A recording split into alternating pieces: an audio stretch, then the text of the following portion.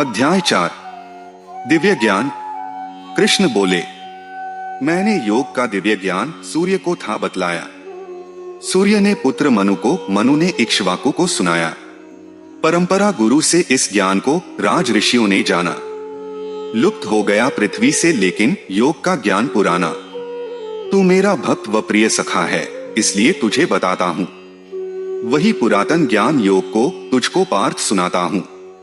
आपके जन्म से पहले प्रगटे जब सूर्य भगवान, मैं कैसे मानू भगवान, दिए आप ये उनको ज्ञान। हुए अनेकों जन्म मित्र मेरे और तुम्हारे, भूल चुके हो तुम उनको, मुझको याद हैं सारे। सुनो हे अर्जुन, मैं अजन्मा और अविनाशी हूँ, होता प्रकट हर युग में हूँ, मैं ही सबका स्वामी हूँ। होती धर्म की हानि जब जब अधर्म का हो विस्तार, तब तब पृथ्वी पर लेता हूँ मैं अर्जुन अवतार। करने दुष्टों का विनाश और भक्तों का उद्धार, आता हूँ हर युग में मैं करने धर्म विस्तार। मेरे दिव्य कर्मों को जो भक्त है जान जाता, पुनर्जन्म नहीं लेता वो मेरा धाम फिर पाता। भय और क्रोध से होके मुक्त शरण मेरी जो आए, पवित्र होके मेरे ज्ञान से दिव्य प्रेम मेरा पाए। भक्त भजे जैसे मुझको मैं भी उसे हूँ भजता, क्योंकि हर कोई प्राणी मेरे मार्ग का अनुसरण है करता। मनुष्य लोक में कर्म सिद्धि को देवताओं को ध्याते हैं, क्योंकि उनको पूज के प्राणी शीघ्र कर्म फल पाते हैं। वर्ण 4 मैंने रचे त्रिगुण कर्म अनुसार, सब कुछ करने पर भी मैं रहता उनसे पार। कर्म प्रभाव से मुक्त मैं फल की ना आशा करता, जो मुझे तत्व से जान ले कर्मों से नहीं बंधता। मुक्त आत्माओं ने मेरी दिव्य प्रकृति थी जानी, अनुसरण करके उनका कर्म करो हे ज्ञानी।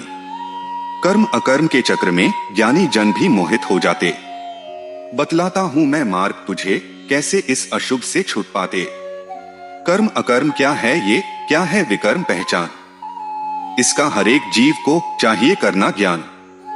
कर्म में देखे अकर्म जो, अकर्म में कर्म देखता, बुद्धिमान उस मानव को मैं कर्मयोगी मानता। कर्म जिसके सभी कामना इच्छा रहित होते, उसको ज्ञानी जन भी महान पंडित हैं कहते। कर्म फलों का त्याग कर जो लीन प्रभु में रहता है, सभी कर्मों को करते हुए भी सत्य में कुछ नहीं करता है। सभी इंद्रियों को जो जीते मन के वश ना होता, आशा रहित वो देह कर्म कर पाप को प्राप्त न होता। स्वत लाभ से हो संतुष्ट हर्ष शोक नहीं करता, सिद्धि असिद्धि में सम रहता वो नहीं कर्मों में बंधता।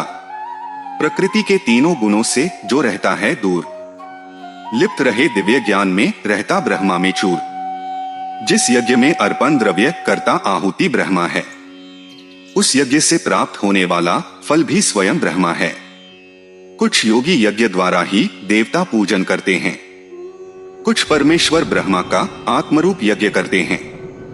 कुछ योगी इंद्रियों को संयम से भस्म कर देते हैं, कुछ समस्त विषयों की इंद्रियाग्नि में आहुति देते हैं। इंद्री प्राण की क्रियाओं को योगी वश करते हैं, आत्म संयम की अग्नि में फिर स्वाहा उन्हें करते हैं।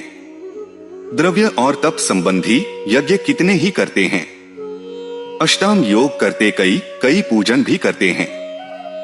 प्राणायाम समर्थ योगी समाधि में लीन है रहते, कुछ अल्पहारी योगी श्वास को रोक के तप हैं करते। यज्ञ अर्थ जानने के कारण ये पाप मुक्त हो जाते, ये सब साधक योग से ब्रह्मा को प्राप्त हो जाते। यज्ञ से बचे अमृत को चखे जो परब्रह्म को पाता है, लोक और परलोक में बिना यज्ञ के कुछ नहीं मिल पाता है। जिन यज्ञों के गुणों का बखान वेद करे विस्तार से, मन इंद्रियों से कर अनुष्ठान छूट कर्मों के संसार से।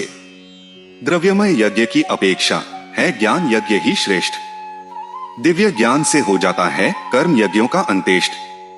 तत्वदर्शी ज्ञानियों को करके तुम प्रणाम, सेवा करके पूछना प्रश्न वो देंगे तुम्हें ज्ञान। मोहग्रस्त ना होगा तू तत्व ज्ञान को जान, जीव अंश परमात्मा के तब इसका हो ज्ञान। पापियों से भी पापी यदि तुझको माना जाए, ज्ञान नौका से लेकिन तू पाप सिंधु तर जाए। जो प्रज्वलित अग्नि में ईंधन भस्म हो जाता, वैसे ही ये तत्वज्ञान है सब कर्मों को जलाता। ज्ञान सा पावन करने वाला कुछ भी नहीं संसार में। कर्मयोगी पाता इसे निज आत्मा के ही सार में। जितेंद्रिय साधन परायण ज्ञान को प्राप्त है होता। भगवत प्राप्ति रूप शांति को भी प्राप्त वो करता। विवेक श्रद्धा संशय से युक्त परमार्थ से भटकता। ऐसे मनुष्य को लोक परलोक कहीं भी सुख नहीं मिलता। कर्मयोग से कर्मों को जो प्रभु के अर्पण करता, विवेक से संशयों को मिटाता, नहीं कर्म में बंधता। है अर्जुन अज्ञान जनित संशय को विवेक से मार।